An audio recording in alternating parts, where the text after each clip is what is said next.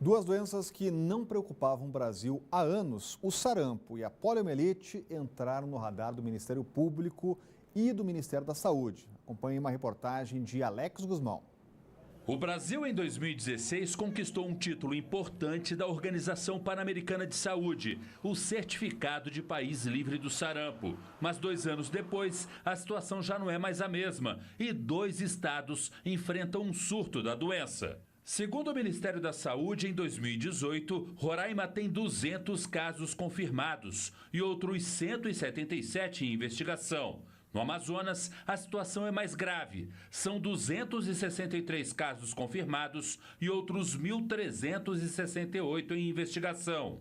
Uma das causas é a entrada de refugiados da Venezuela pelo estado de Roraima. Para conter o avanço da doença, o Ministério da Saúde já enviou para a região um reforço de 711 mil doses da vacina tríplice, que combate, além do sarampo, a cachumba e a rubéola. Sinal de alerta também com relação à poliomielite. De acordo com o Ministério da Saúde, 312 cidades brasileiras estão em situação de risco. O motivo é o índice de cobertura da vacina, que está abaixo dos 50%.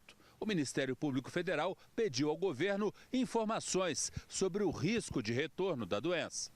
Há 28 anos, o Brasil não registra casos de pólio. Agora, a prioridade do governo é conscientizar os pais a levarem os filhos para tomar a vacina. A campanha nacional este ano vai acontecer entre os dias 6 e 31 de agosto.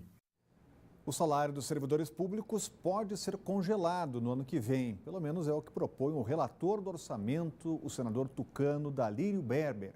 Voltamos a falar ao vivo com a Renata Dourado, já está de novo com a gente por aqui. Vai dar muito o que falar essa discussão aí, né, Renata? Sempre dá, né, Rodrigo? Quando fala aí de salário dos servidores públicos federais, realmente é sempre uma polêmica. Então, ontem, o senador apresentou esse relatório de LDO, Lei de Diretrizes Orçamentárias, que nada mais é do que um direcionamento do que o governo pode, deve fazer com relação ao orçamento. O que a gente faz em casa ou deveria fazer em casa? De um lado, colocar ali o que arrecada, o que está gastando, se está gastando mais do que arrecada, tentar fazer aquele equilíbrio nas contas públicas. Então, é exatamente isso. Então, de acordo com a proposta dele, se congelar, e é isso que ele propõe, o congelamento dos salários dos servidores públicos federais, com isso, o governo, segundo os cálculos dele, vai conseguir economizar algo em torno de 6 bilhões de reais. Se você incluir aí o congelamento dos militares, aí é óbvio que essa economia será maior, de 11 bilhões de reais. Os gastos com o pessoal representam hoje a segunda maior despesa primária do orçamento, ficando atrás apenas do pagamento de aposentadorias e pensões. Então, a folha de salários da União deve custar mais de 302 bilhões de reais, isso este ano.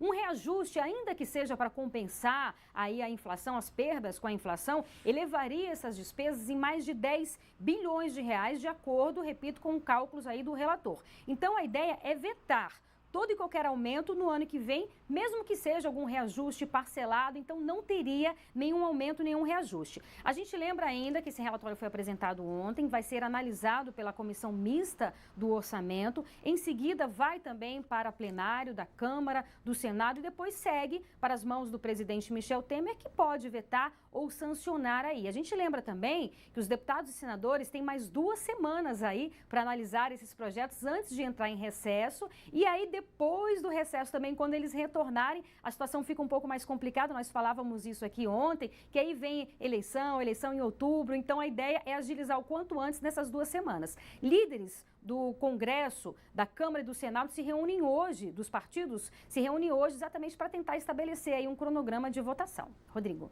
Obrigado, Renata. Cláudio Humberto, as pressões já começaram. Será que em época de campanha eleitoral isso pode surtir efeito, mudar esse texto ou deve passar? Olha, vai ser difícil passar, né? Mas tomara que passe, porque, afinal de contas, é bom as pessoas estarem atentas ao fato de que o Brasil quebrou, o Brasil faliu, né? Durante os últimos 3, 4 anos, 5 anos, as contas públicas foram para o espaço. O Brasil não tem condições de sustentar, de manter os gastos como vinha mantendo até agora. Os servidores, é uma má notícia, é claro que é, porque todos merecem, todos precisam de aumentos, mas é preciso lembrar que talvez esta seja uma contrapartida barata para uma categoria profissional que tem regalias como, por exemplo, a estabilidade do emprego. né? Lembre-se que há no Brasil ainda cerca de 13 milhões de pais e mães de família que estão desempregados porque não têm estabilidade no emprego.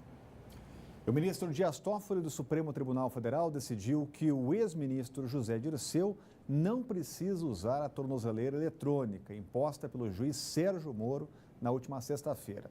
Apesar da decisão ser provisória, Toffoli diz que a segunda turma do tribunal garantiu liberdade plena a Dirceu e que ele não precisa se submeter a outras medidas impostas por Moro, como a proibição de deixar o país e de se comunicar com outros acusados ou testemunhas. Cláudio Humberto, uma decisão aí que é completamente diferente de Sérgio Moro. Na verdade, a decisão original é mesmo da segunda turma. É a decisão, inclusive, foi uma sentença aplicada sem nem sequer ter sido solicitada pela defesa do José Dirceu, pelo ministro Dias Toffoli. O ministro, do ponto de vista da hierarquia da justiça, é superior e hierárquico do juiz Sérgio Moro. A decisão do ministro Dias Toffoli foi referendada pela segunda turma do Supremo Tribunal Federal. O que o juiz fez foi alterar os detalhes dessa decisão.